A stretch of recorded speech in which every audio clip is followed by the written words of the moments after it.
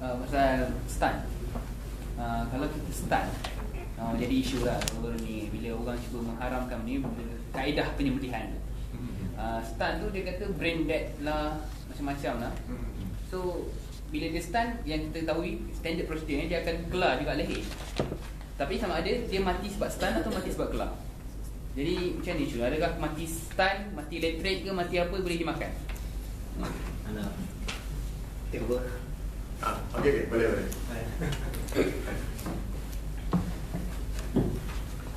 Kalau pasal brain death dengan actual death, saya telah menghubungi pakar haiwan, Profesor Gail Anderson daripada UD Adelaide. Dia profesor bukan associate professor. Dia profesor.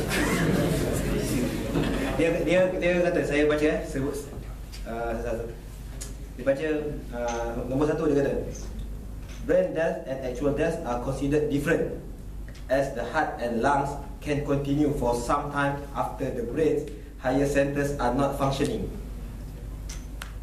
Consciousness is not needed to be alive, as is illustrated by giving an anesthetic which makes an animal unconscious, but it still functions to breathe and has a heartbeat.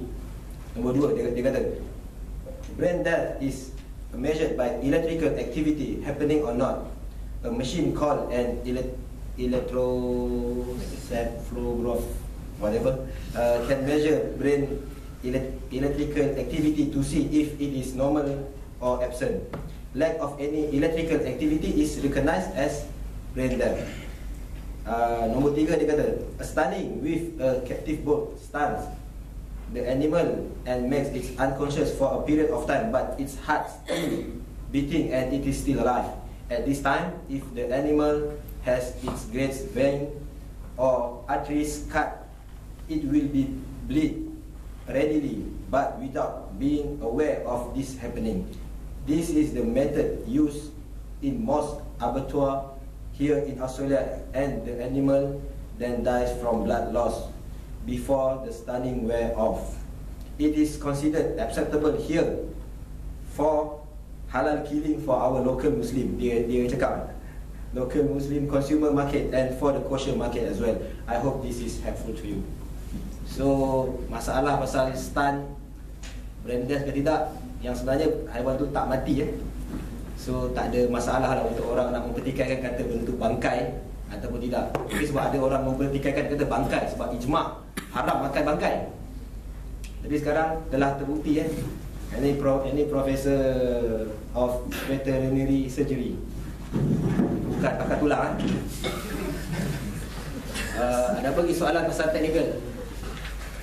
Terus ada member dia duduk couple tau. Lepas tu dia macam jauh dengan macam nak beli daging halal lah, ayam halal ke apa. So kiranya kalau macam kita dah jelaskan benda semua ni, boleh aja beli kat lokal, persilakan, tak ada masalah.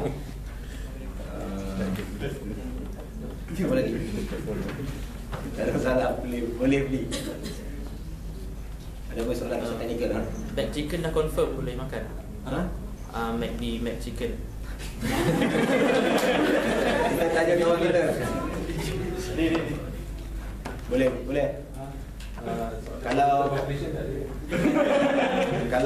Kalau ikut Kapten punya pandangan boleh tak? Kalau ikut kita punya pandangan boleh. Saya ada beberapa benda yang saya agak strict dan saya tinggalkan benda-benda yang saya rasa syubhat. So siapa yang setuju dengan pandangan Kapten boleh terima. Macam saya tak setuju bila kata nampak depan mata bercampur telah terzahir benda tu terkena babi. Bagi saya benda tu haram. So siapa yang setuju dengan pandangan Kapten, dia boleh terima. Siapa yang ikut saya tak terima. So pulang benda ni khilaf antara saya dengan Kapten. Saya tak gaduh dengan Kapten.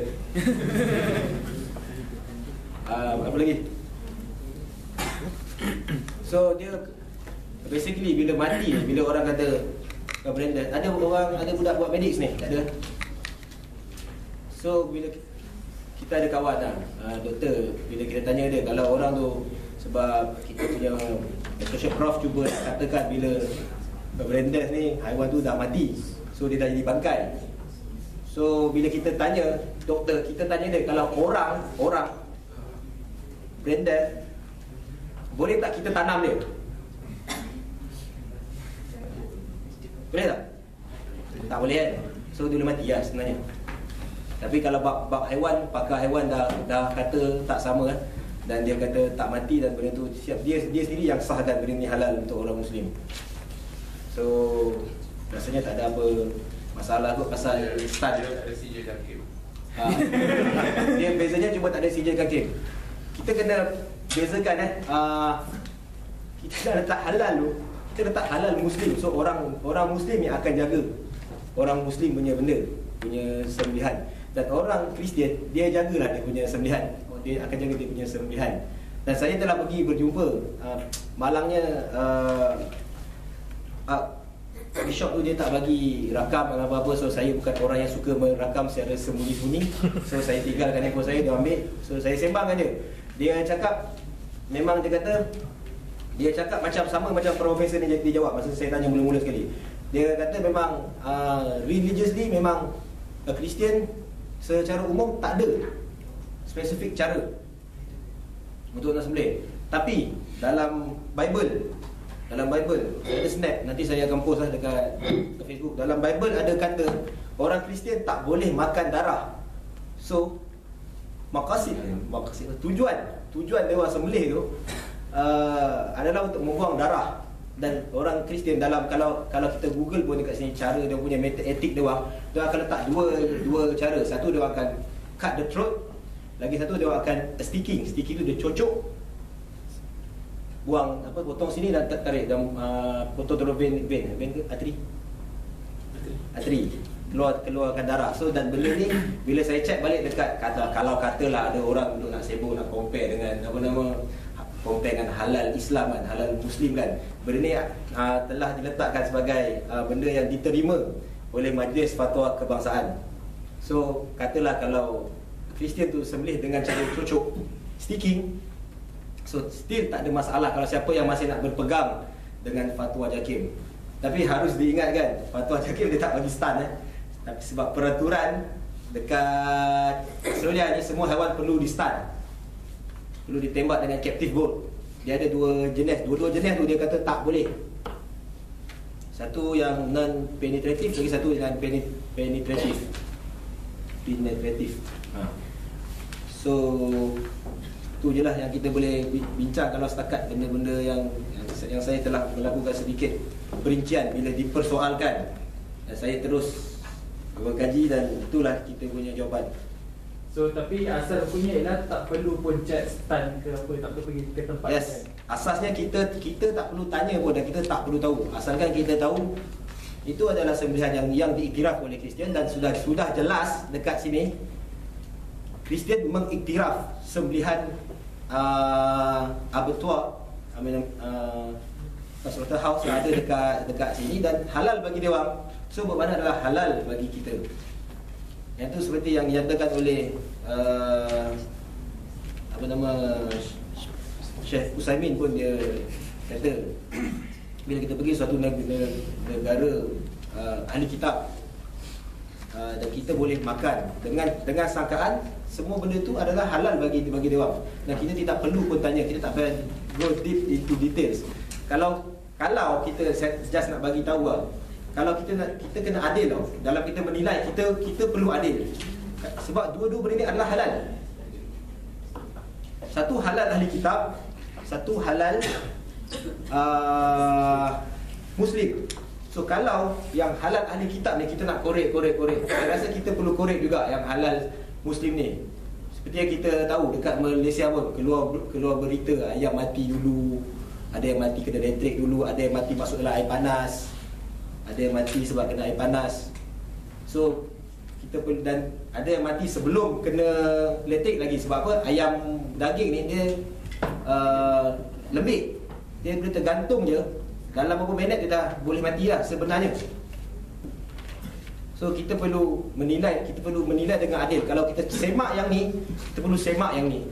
So yang patut kita buat adalah yang sebenarnya seperti hadis yang daripada Aisyah, dia kata tak perlu tanya, Samillah, baca bismillah, balun. Okay? So ada apa lagi soalan?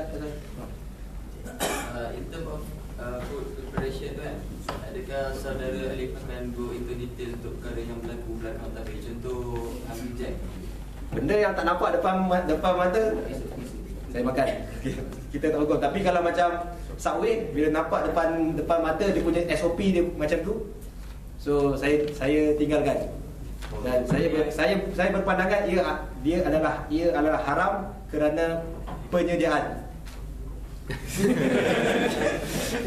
Zahir. Sebab dia telah terzahir, so elok kita elak syubhat lah. Jadi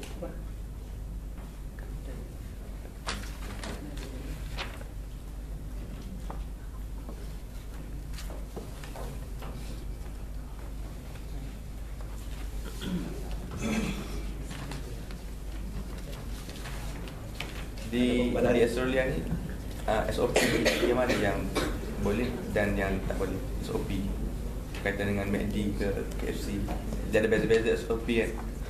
boleh call sendiri. Kalau rasa nak check lah.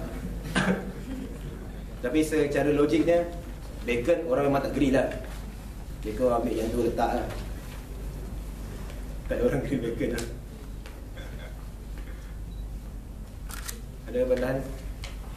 Ada apa persoalan lagi pasal Saya tak nak tanya soalan. Kalau ada kawan kita yang pergi dekat, contohnya pergi kat McD kat belakang tu, and then dia bagi tahu kat kita yang betul, memang betul dia macam campur semua, ada bacon semua, adakah kita boleh still berpegang kepada betul pendapat yang tak perlu pun nak masuk, tak perlu pun nak check?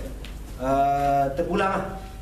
Sebab hal tu mungkin berlaku dekat tempat tu saja, mungkin tak berlaku dekat tempat lain. Adakah orang itu boleh memastikan bahawa setiap tempat sama? Unless memang dalam prosedur McD memang kata ambil bacon dengan daging, kita gaul-gaul dulu baru terletak buat burger, baru benda tu dia akan jadi haram lah. Kerana penyediaan, bukan sebab daging tu haram, kerana penyediaan. So kita sama lah. Lepasin kat kereta lah.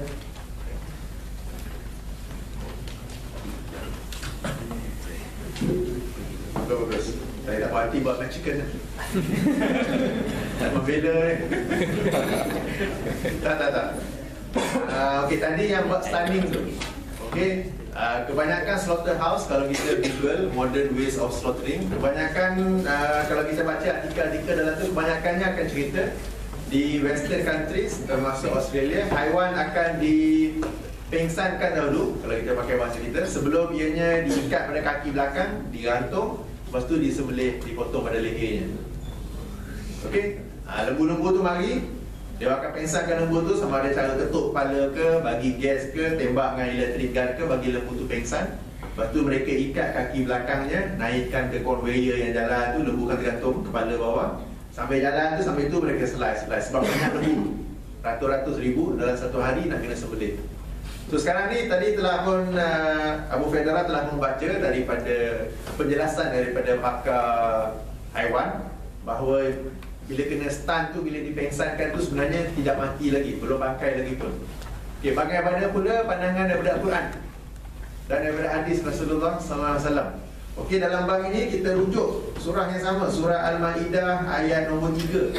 Allah dah cover dah benda ni. Surah Al-Maidah ayat nombor 3. Okey, a'udzubillahi minasyaitonirrajim. Hurrimat 'alaikumul maitatu. Diharamkan ke atas kamu al-maitatu, iaitu bangkai. Wadamu, iaitu darah yang mengalir sebenarnya. Walahmul khinzir, dan juga daging khinzir. Wa ma uhilla li ghairillahi bihi, dan apa yang disembelih tanpa disebut nama Allah ke atasnya. Dan juga diharamkan wal munkhaniqatu, binatang yang tercekik. Diharamkan juga binatang yang mati kerana tercekik. Apa lagi diharamkan? Wal mauquzatu, binatang yang mati kerana dipukul. Apa lagi? Wal mutaraddiyatu, binatang yang jatuh. Maknanya dia mati sebab jatuh. Ada kambing tu kan, kambing gunung kan macam mana, jatuh mati. Okey, diharamkan untuk kita juga. Apa lagi? Wana tihatu, binatang yang ditanduk oleh binatang lain. Wama akalas subuh, dan binatang yang diterkam, yang dimakan oleh binatang buas yang lain. Katakan harimau pergi attack kambing, makan sikit kambing tak sedap, dia belah harimau tu. So kadang kambing tu mati sebab di attack oleh harimau. Kes-kes begini juga diharamkan untuk kita, tapi ada pengecualian. Ayat yang sama juga, illa ma zakaitum, kecuali apa yang sempat kamu sembelih. Kecuali apa yang sempat kamu sembelih. 4 kes ni, 4-5 kes ni disebut sebagai sakaratul maut. Sakaratul maut ni bukan manusia je, haiwan pun ada. Maknanya dalam haiwan tu nyawa dia 90% dah gone, tinggal 10 or 5% saja. Sebab dah kena cekik. Dalam zaman moden ni kena gas, ataupun dah kena pukul. Zaman sekarang ni mereka ketuk kat kepala lembu tu, bagi dia pengsan. Ketuk yang memang teruk lah sampai boleh jadi brain damage ke apa semua tu. Tapi pada hakikatnya binatang tu tetap lagi hidup. Walaupun hidupnya tu dia tak gerak ke apa ke, masih halal selagi mana kita sempat sembelihnya sebelum dia mati. So benda ni telah disentuh dalam Quran sendiri, bahawa apabila, sebab ini disebut kes-kes spesifik. Macam yang jatuh tu dalam kitab tafsir sebutlah binatang ternak jatuh daripada bukit ke bawah. So peternak tu selalu akan ambil makan juga. So di sini diterangkan bahawa kalau sempat sembelih ketika tu baru halal dimakan.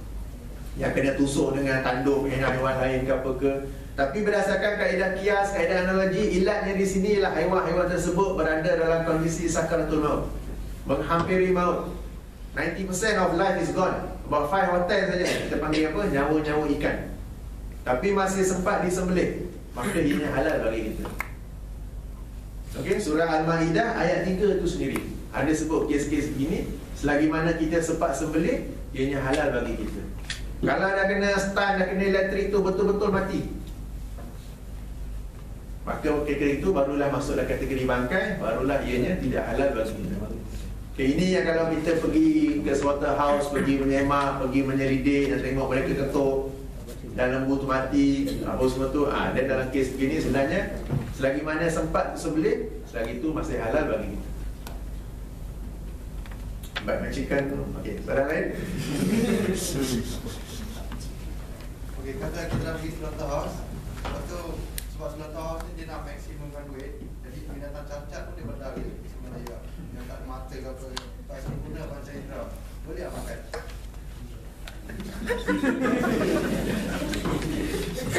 Haiwan cacat, kurang kaki. Cacat sejak lahir lah tu. Tapi memang slaughterhouse tu dia nak, sebab dia nak maksimumkan duit, dapat duit untuk lasar dia. Kalau tajuk tu Ya ke? Sebab dah semak, kata dah semak, nampak mana binatang yang cacat tu pun dia baru pun boleh Tak, yang saya terfikir sekarang ini, ada ke syarat ke hukum ke dalam agama, walaupun sembelihan tu kita orang Islam sendiri, yang binatang tu kena sempurna fizikalnya tu sebelum untuk disembelih. untuk korban saja ada kan? Ya, untuk korban lain tu, raya korban lain. Ini yang nak sembelihnya tu. Sebab syarat sembelih yang disepakati tu 5 yang saya sebut tadi tu. So tentang haiwan tu sendiri tu tak adalah pula. Sebab ini saya tanya tadi cacat yang dilahir, sejak lahir ke apa ke semua tu. Dan kalau untuk raya korban tu je adalah perbincangan di situ. Tapi kalau slaughter yang biasa untuk makanan tu yang saya benar-benar terfikir tadi.